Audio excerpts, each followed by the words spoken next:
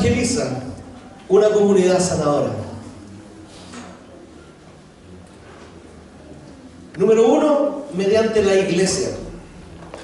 En Hechos, capítulo 17, nos habla de la costumbre que tenía Pablo al evangelizar.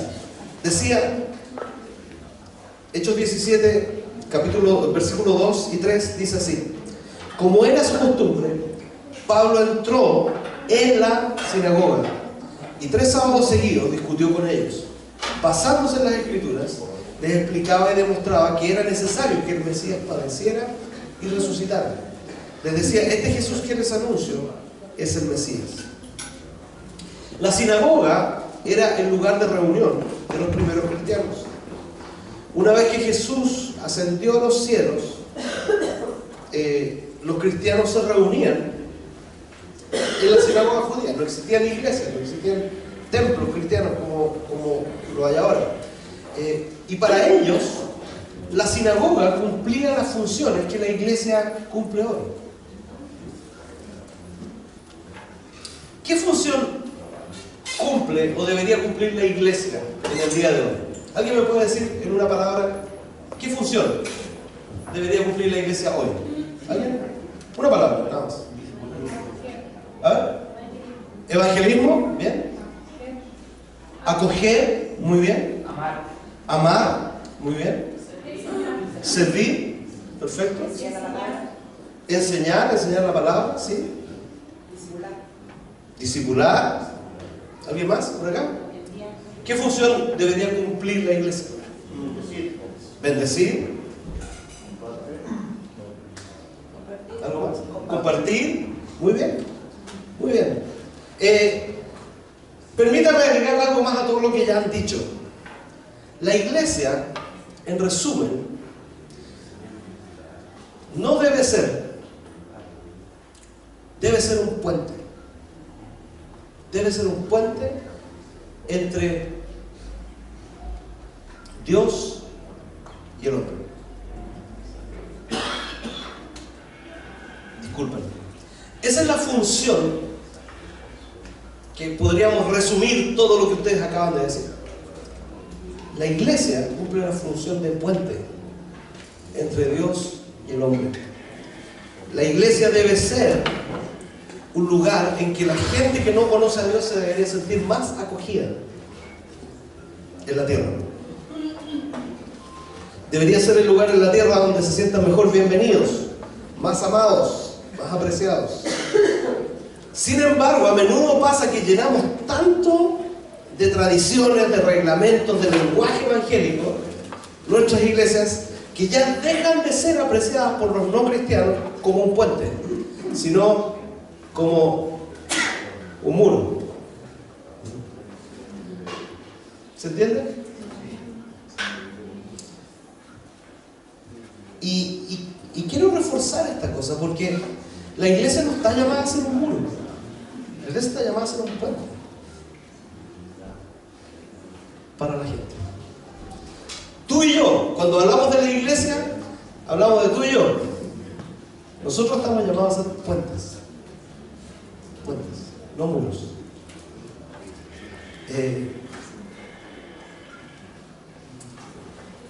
Es interesante cuando nosotros tenemos esta perspectiva de puente, es que la gente empieza a venir con confianza, porque nuestra perspectiva no es a ver si tú te adaptas a nosotros, sino que a ver cómo nosotros te servimos a ti mejor, cómo te amamos mejor. Cada persona que cruza por esa puerta y que no conoce a Jesús es un desafío y una oportunidad para amar mejor, para servir mejor, para la iglesia.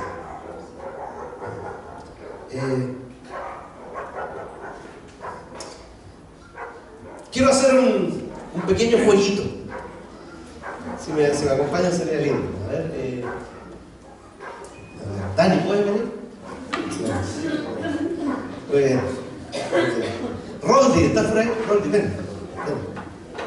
¿Qué más? A ver. Jaime, ven. Aquí corro riesgo porque me roban la película. A ver, ¿qué más? ¿Alguien más? A ver. No te agaches, William. Mira como ocupado. No sé, a ver. A ver, el Nacho, el Nacho. Ok.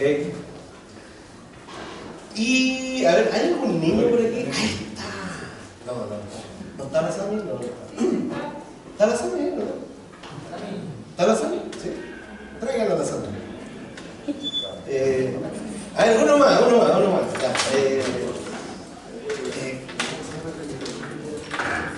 Cipriano. Ok. Ya, vamos a suponer. Cipriano, Daniel, Jaime, Rondi, Ignacio. Muy bien. Cipriano, ven acá. Tú que estás mejor vestido que todos ellos. Tú vas a ser Jesús. Jesús, tú vas a ser Jesús. Y ellos van a ser la iglesia. Y la Sami. A ver, ¿cómo lo hacemos? Corran un poquito para acá, háganse un poquito para acá. Okay. Muy bien. Y la Sami va a ser como una persona que viene desde la calle sin conocer a Jesús. ¿Ok? Y esa es la Virgen María. ¿Ok? Nosotros como iglesia, Jesús, colócate acá arriba ya. Colócate acá arriba. Podemos, y la Sami, póngala acá. Ahí en el pasillo. Póngala en el pasillo. Muy bien. Nosotros como iglesia podemos tener dos opciones cuando alguien que no conoce a Jesús llega. Uno es ser un muro. Entonces ustedes se ponen juntos y se cruzan de brazos así. Se cruzan de brazos así. Eso. Y tú, Jesús, estás atrás con los brazos aquí. Eso. Más extendido, gracias, Jesús. Ok. La imagen que los no cristianos tienen de Jesús no es Jesús mismo, somos nosotros. Y si ella se encuentra con un muro en lugar de un puente, no va a conocer a Jesús, porque el objetivo de la iglesia es que los que no creen en Dios conozcan a Jesús. En cambio, si nosotros nos transformamos en puente, o sea, ese es el deber de la iglesia, transformarnos en puente para que los que no conocen a Jesús lo puedan conocer. Entonces, les voy a pedir que sean puentes. ¿Cómo van a ser un puente? Ínquense. Uno al lado del otro. Denle camino. Arrodíllense, así. Y la Sami va a pasar por encima de ustedes. Ella va a pasar por encima de ustedes. Hagan un trencito. Muy bien.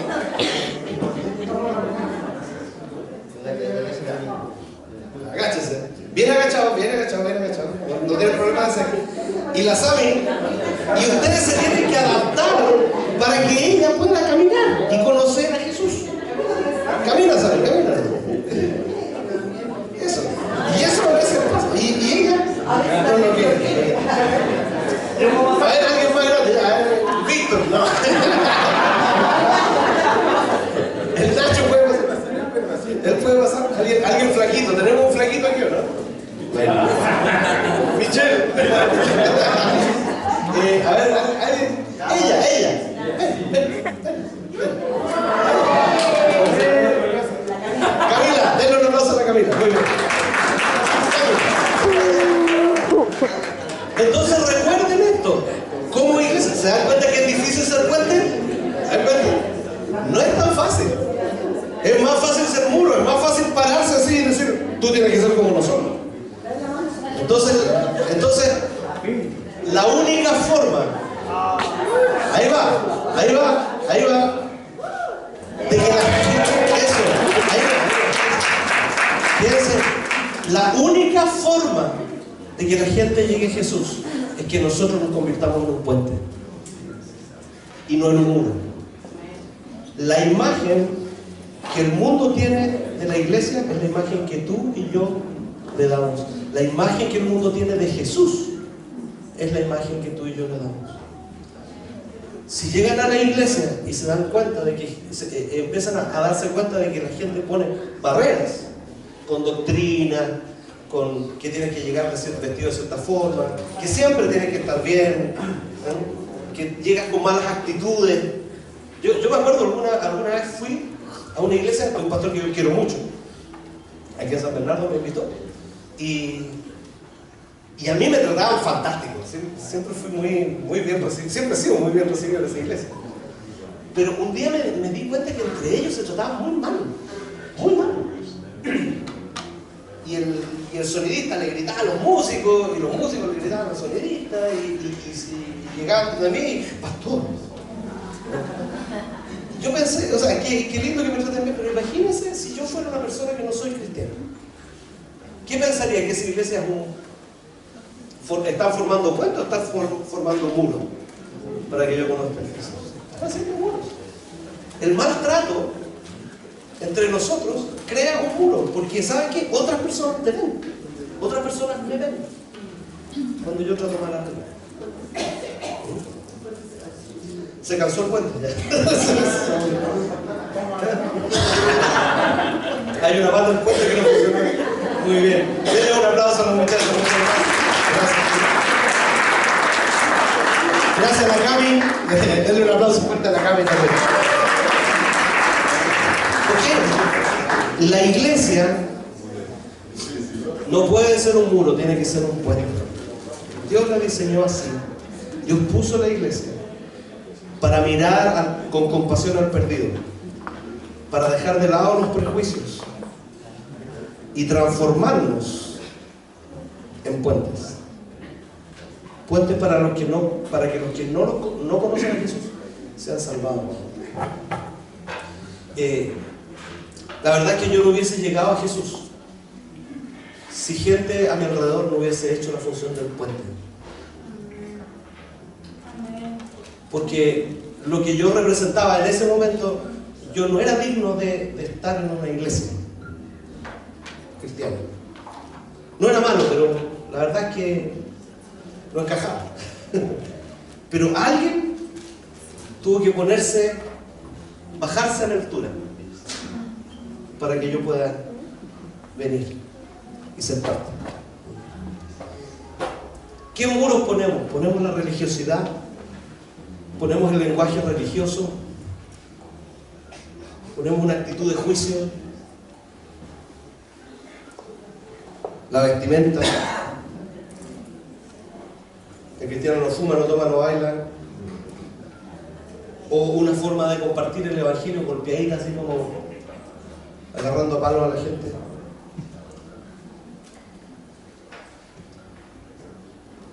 Y también un preconcepto de que la iglesia no tiene nada que ver en esto, que la iglesia es como un mal necesario. Esta actitud de yo voy a la iglesia pero porque tengo que ir, no porque realmente esto sea parte de mí. Yo voy a la iglesia porque yo tengo un ministerio y tengo que hacer el ministerio, pero yo en realidad no necesito tanto la iglesia. ¿Sabes qué? Dios puso a la iglesia como el cuerpo de Cristo para ser un faro de bendición y de amor, ser un puente entre Jesús y el hombre. De aquí fluye la vida, de aquí fluye el amor. Por eso Andrea, cuando hablaba de la fundación, estaba diciendo, somos nosotros. ¿Por qué? O sea, de un corazón de amor puede surgir lo que estamos haciendo. De un corazón de amor fluye el entregar nuestra vida por otro. De un corazón de amor fluye el bajar nuestros prejuicios y recibir al que es diferente. De un corazón de amor fluye el amar y esperar que Dios nos cambie. ¿Amén? ¿Por qué eso hicieron conmigo? A mí me amaron y esperaron que Dios me cambie. Y Dios lo sigue haciendo. Todavía le falta un poco. Entonces, ¿de qué manera evangelizamos? Número uno, a través de la iglesia. ¿De qué otra forma evangelizamos? Número dos, mediante la integridad y el carácter. Primera de Tesalonicenses 1, el 5, en la segunda parte del versículo 5, dice: como también saben, estuvimos entre ustedes buscando su bien. Este es Pablo dirigiéndose a los tesalonicenses. Dice: ustedes saben que nosotros estuvimos buscando su bien. Y en el capítulo 2, versículo 3, miren lo que dice: nuestra exhortación no se origina en el error, ni en malas intenciones, ni procura engañar a nadie. Al contrario, hablamos como hombres a quienes Dios aprobó y les confió el Evangelio. No tratamos de agradar a la gente, sino a Dios, que examina nuestro corazón. A ver.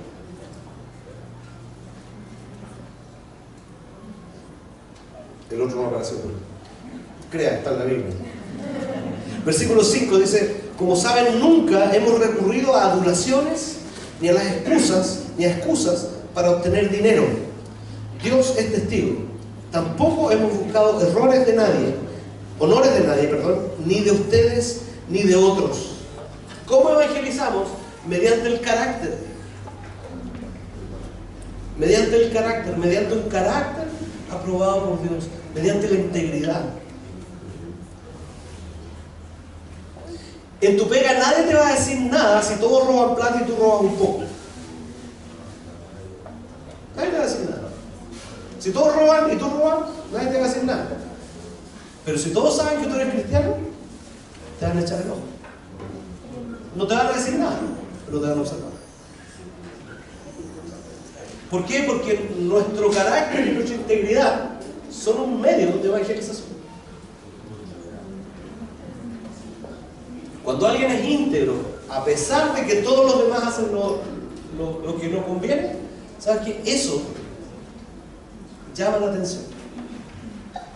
Y no tienes que hablar mucho ni pararte arriba de una mesa en un casino para decir Cristo vive, pero cuando tu carácter es un carácter recto, eso es un testimonio para los que no le conocen.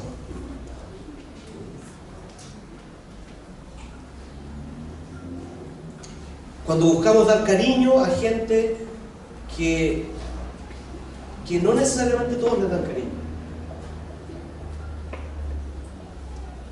Cuando buscamos a los que tienen más bajo perfil, en lugar de los wow. Cuando nos acercamos al que no tiene plata, más que solo al que tiene plata. ¿Se entiende? ¿Lo entienden o no? No estoy hablando. Puedo hablar de otra cosa, pero cuando nuestra meta es buscar el bien de los demás, también se nota. Cuando nuestra meta es buscar el bien de otros, también se nota. Quizá en buscar el bien de otros vas a recibir la incomprensión de algunos, vas a recibir insultos, vas a recibir a gente que no te entiende. Sin embargo, se nota. Así también, cuando buscamos dar cariño para que la gente se apegue a nosotros, también se nota. ¿Quiénes lo notan? Las personas a las que no les damos cariño. Entonces, el carácter y la integridad son un testimonio de evangelización. Porque los que no conocen a Jesús lo ven. Entonces, ¿cómo evangelizamos? Uno mediante la iglesia, otro mediante el carácter. Número 3, mediante la predicación. San Francisco de Asís decía: vayan y prediquen, y si es necesario, usen palabras. Primera Tesalonicenses 2:13 dice: así que no dejamos de dar gracias a Dios, porque al oír ustedes la palabra de Dios que les predicamos, la aceptaron no como palabra humana, sino como lo que realmente es, palabra de Dios, la cual actúa en ustedes los creyentes. Saben, a veces y quiero animarles a esto, porque a veces nos da temor de simplemente abrir nuestra boca y decirle a alguien: ¿sabes qué? Tú necesitas una relación con Jesús y yo sé cómo hacerlo, ¿quieres que te ayude? Algo tan simple como eso. Nos cuesta, pero sabes que la predicación consiste en algo así, algo muy sencillo. No tienes que ser un gran predicador, simplemente abrir tu boca. Cuando tú te das cuenta que alguien necesita desesperadamente a Jesús y lo veis como que está así como, ese es el momento. Ese es el momento. Entonces, ¿cómo evangelizamos? Mediante la iglesia, mediante la integridad, mediante la predicación.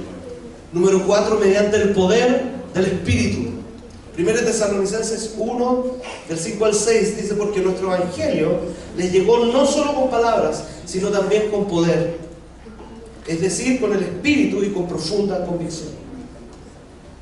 El evangelio no consiste en palabras, sino en poder. Poder.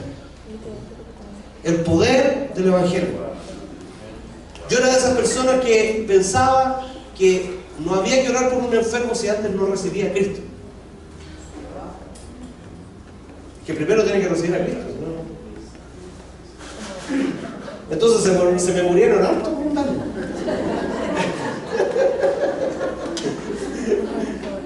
Pero por pensar de que en realidad es que lo más importante es que la gente reciba a Cristo. Si no reciben a Cristo, no. Pero ¿sabes que Jesús hizo todo lo contrario? Jesús primero sanaba y después hablaba. ¿Se dan cuenta? Jesús primero multiplicaba los panes y los peces y después decía cosas. ¿Por qué? Porque las obras y la palabra van juntas, pero muchas veces las obras dan testimonio de la palabra. ¿Me entienden? Entonces, cuando Jesús nos demuestra el evangelio, es una imagen también para nosotros. Tú puedes orar por tu profesor ateo que está enfermo, está resfriado, para que Dios lo sane. Y él no tiene necesariamente que ser creyente para recibir sanidad. Poco amén, ¿eh? Él sana, no porque la gente sea buena, Él sana porque Dios es bueno. Él sana no porque la gente tenga una relación con Él, sino porque Dios ama a la gente. Independiente de que sean buenos o malos. La palabra de Dios dice que en esto demostró su amor Jesús con nosotros, en que siendo aún pecadores, Él murió por nosotros. Él no esperó a que estuviéramos bien para morir por nosotros. Él no esperó a que estuviéramos bien para darnos sanidad, para darnos libertad. Él nos amó primero. ¿Amén? Okay. Entonces, ¿cómo predicamos? Mediante la iglesia, mediante la integridad, mediante la predicación, mediante el poder del Espíritu. Número 5, mediante el sufrimiento y la guerra espiritual. 1 Tesalonicenses, capítulo 1, versículo 6, dice: ustedes se hicieron imitadores nuestros y del Señor cuando, a pesar de mucho sufrimiento, recibieron el mensaje con la alegría que infunde el Espíritu Santo. Quiero decirles algo que no es políticamente correcto. Jesús quiere bendecirnos y el diablo quiere matarnos. Me acuerdo una vez escuché a un predicador decir esto: la primera de las 4 leyes espirituales cuando evangelizamos es: Dios te ama y tiene un plan maravilloso para tu vida. Eso era lo primero que hay que decirle a la gente. Pero decía, las 4 leyes espirituales del diablo es: el diablo te odia y tiene un plan terrible para tu vida. Eso es como el plan del diablo. Pero quiero decirles que todo esto ocurre al mismo tiempo. Todo esto ocurre al mismo tiempo. Ocurre la bendición y ocurre el ataque. ¿O no? No ocurre solamente malas. No ocurren solamente buenas. Ocurren juntas. Amén. ¿Ah? Ayer, ¿cuándo fue? ¿Ayer? El viernes. El viernes fui a hacer un trámite a Santiago y andaba en mi auto y de repente el auto no partió. Como que fue, en ese momento fue Señor, o sea, y estaba en un subterráneo en el centro de Santiago, que costaba 1.500 pesos los 15 minutos, una cuestión horrible. Yo creo que, ¿saben qué? Yo estoy pensando a mi hija, sinceramente, no hacerla estudiar en la universidad. Voy a comprarle un estacionamiento. Es asegurar la vida. Gana plata, pero como que... Bueno, en fin, yo me... Estaba ahí y no partía el auto. No era mi auto, gracias a Dios. Era un auto. Y decía, Señor, pero ¿cómo lo...? O sea, ya no quiero más problemas con autos, Señor, ya, o sea, ¿me entendiste? y no había mecánico alrededor. O sea, en el centro de Santiago no hay mecánico. Y contacté a un amigo que me dijo, era como las 3 de la tarde, me dice, tengo un mecánico, pero llegaría como a las 7. Y ya me estaba imaginando pagando 4 horas de estacionamiento en ese lugar. Y dije, ya, ok. Fui donde la persona a cargo del estacionamiento, le expliqué la situación, me dijo, no, déjelo ahí, no, tranquilo, no hay problema.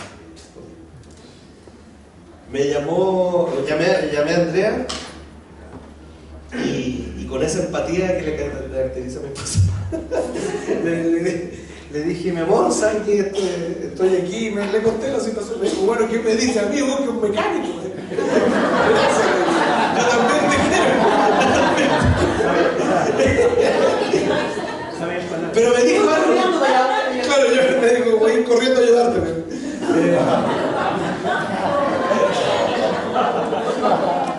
Pero, ¿saben qué? Algo me dijo que me quedó dando vueltas. Me dijo, transforma este momento en algo bueno. Es cuando te almorzar, haz lo que tengas que hacer. Y había hartos restaurantes ahí, así que me senté en un restaurante árabe, me pedí un falafel,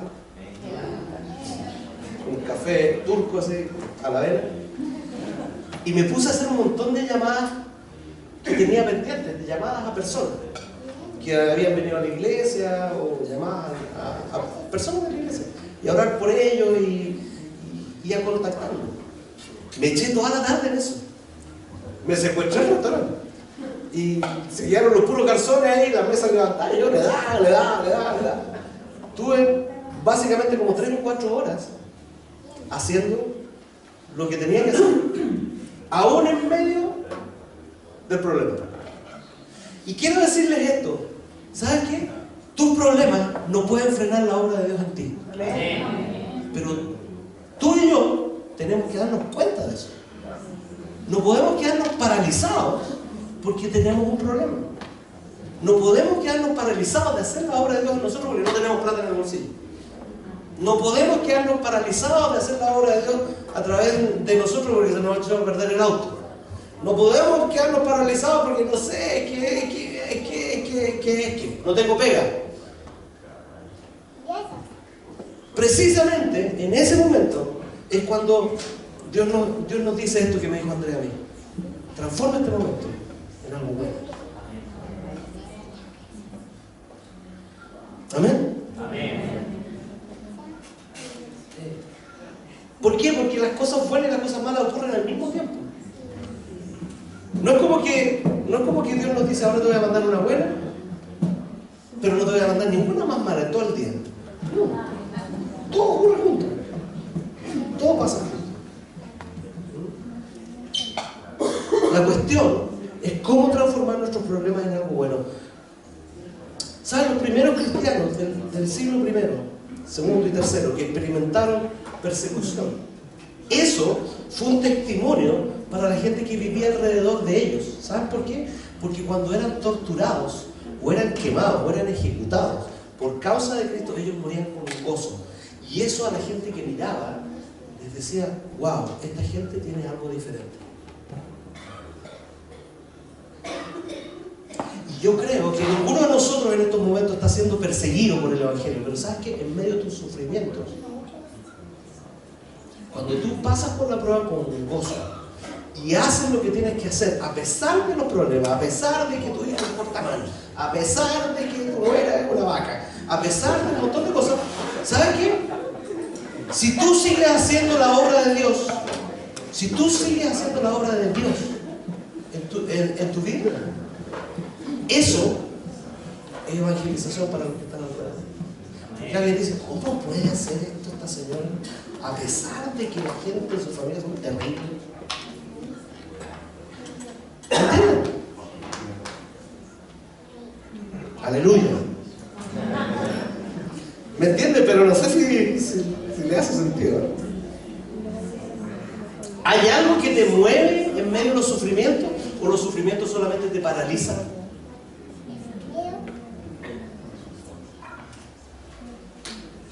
Cuando lo que sale de tu boca es bendición y paz, estás dando testimonio de Jesús. Y sabes que eso es testimonio para los que están a tu alrededor. Pero cuando te alejas y murmuras contra los que te desfavorecen, das el mismo testimonio a los que no conocen a Jesús. Cuando dices, claro, el patrón, ¿sabes que hay gente a tu alrededor que te escucha? Y piensan, mira, el cristianito. No hay diferencia, da lo mismo. ¿Cuál es la diferencia? Quiero decirles una cosa, y esto lo estoy masticando, pero se los voy a tirar así. Porque, ¿cómo podemos darnos cuenta que en una iglesia se está predicando una sana doctrina? ¿Qué es una sana doctrina? ¿Sabes qué? Yo conozco gente que tiene una teología muy buena, pero son miserables a la hora de criticar al resto.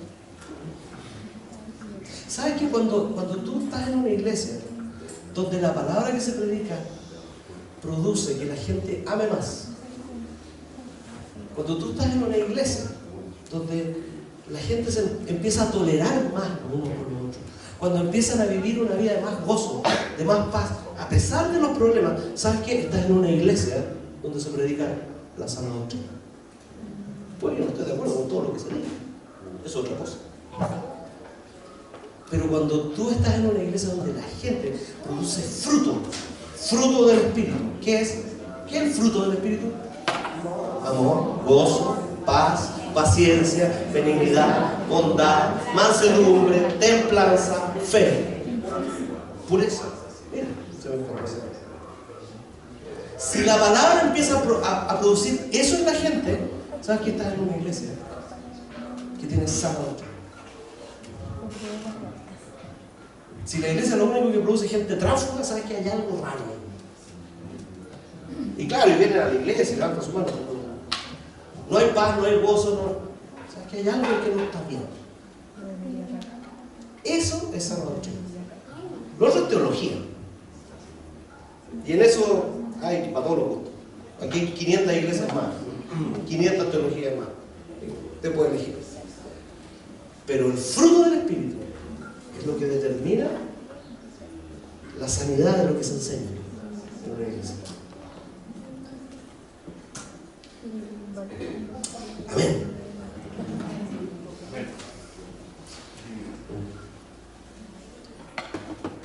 Es testimonio cuando tú, a pesar de los momentos difíciles, vienes y adoras. Escoges venir a adorar. ¿Quién no tiene ningún problema aquí? Levanta la mano. Gracias, yo tampoco. Yo no tengo ningún problema. ¿Tú no tienes ningún problema? Qué bueno. Ora por mí, en fin. Yo te puedo pasar unos cuantos. ¿Por qué les digo esto? Porque a veces pensamos que no tenemos que tener ningún problema para venir a la iglesia. Y eso es falso, es mentira. ¿Amén? No es cierto. Eso es algo que no sé quién nos vendió.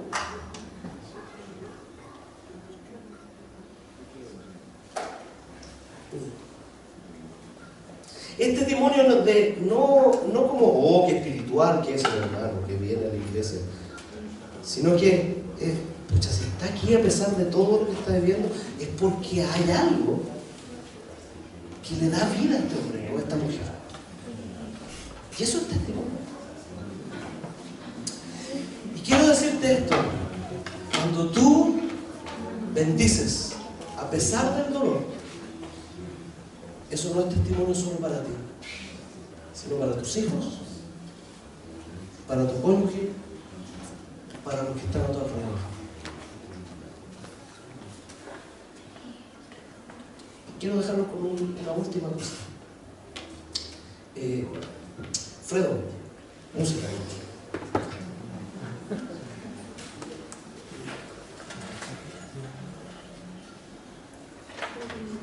Quiero que escuchen una melodía. Quizás algunos de ustedes pueden recordar esta melodía.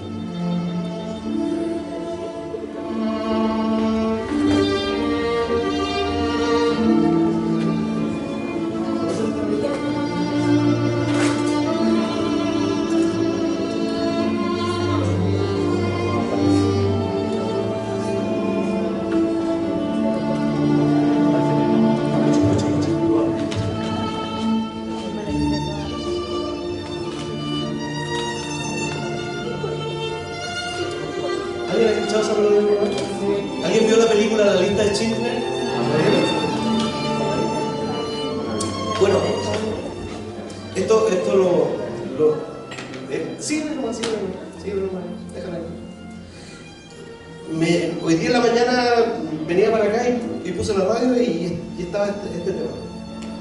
Y no sé si la Sofía me preguntó. Me dijo, no, yo lo empecé a decir, le dije, esta canción, esta obra, le dije yo, está tocada por un violinista muy famoso que se llama Isaac Perlman, o Yishak Perlman, como es los judíos. Isaac Perlman es un violinista que es de los más importantes del siglo XX, en realidad, todavía vive. Él es cuadripléjico, este hombre es cuadripléjico, en silla de ruedas. Cuando ha venido a Chile 2 o 3 veces a dar conciertos, yo lo vi una vez, y estaba toda la orquesta y él sentado en su silla de ruedas. Y me llamó mucho la atención cuando la escuché, porque yo vi la lista de Schindler y la Sofía me preguntó, ¿de qué se trata esa película, papá? Y le conté de que es la historia de un alemán, de un empresario alemán, que de repente empezó a ver todas las atrocidades que se cometían en contra de los judíos. Y lo que hizo fue dar toda su fortuna para que estos judíos, como 2000 judíos, fueran rescatados de los campos de concentración de Auschwitz, Birkenau y del gueto de Cracovia, y él los sacaba a la libertad y le hacía una fábrica donde no hacían nada en realidad, pero era la única forma de preservar los que tenían. Ahora, Yishak Perlman es un descendiente de uno de los rescatados por Chile, de la familia de Chile, este violinista. Y mientras estábamos escuchando esto, yo le dije, hija, ¿sabes qué? Las obras de los justos no solamente afectan a su entorno inmediato, afectan a las generaciones que vienen. Si este hombre no hubiese rescatado a sus padres, nosotros no estaríamos escuchando esto. Y yo quiero animarte a ti hoy día. A veces te cuesta, pero ¿sabes qué? Cuando tú haces una cosa para bendecir a un pequeño, tú no sabes el impacto que eso tiene. Cuando entregas un pan a un hambriento, tú sabes que tú no sabes el impacto que eso tiene. No solo en ti, no solo a tu alrededor, sino en las generaciones que vienen. Y eso es testimonio. Y eso es evangelizar. Y eso es entregar de lo que Dios te ha dado a la otra. Eso es evangelizar.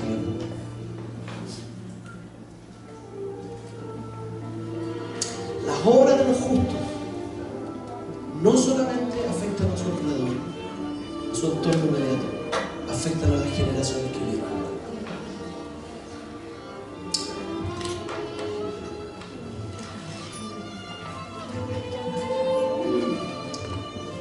Si alguien no se hubiese atrevido a hablarme a mí acerca de Jesús, yo no estaría aquí. Si alguien no se hubiese atrevido a hablarte a ti, tú no estarías aquí.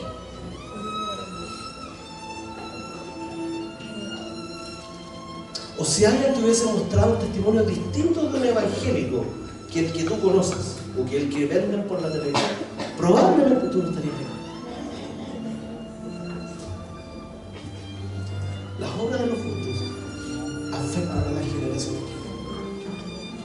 ¿A qué estás dispuesto tú? ¿A qué estoy dispuesto yo para afectar a la generación que viene? Cuando nosotros atendemos a los inmigrantes, no estamos pensando solamente en ellos, estamos pensando en sus hijos. Porque ellos vienen con sufrimiento aquí, pero sus hijos van a tener buen pasaje.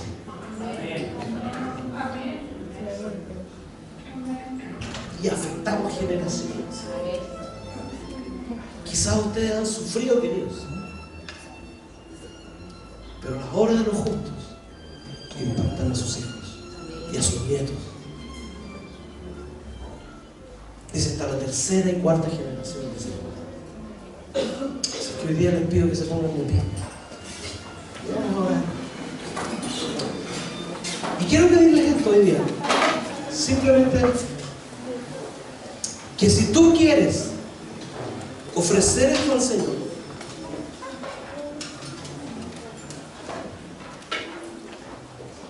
y decirle, Señor, que mis obras, que lo que yo hago, cómo yo vivo, las palabras que digo, mis acciones, afecten a mi entorno para que te conozca a ti. Si tú estás dispuesto a eso, yo quiero pedirte que vengas aquí adelante y quiero que oremos juntos. Quiero que oremos juntos. Amén.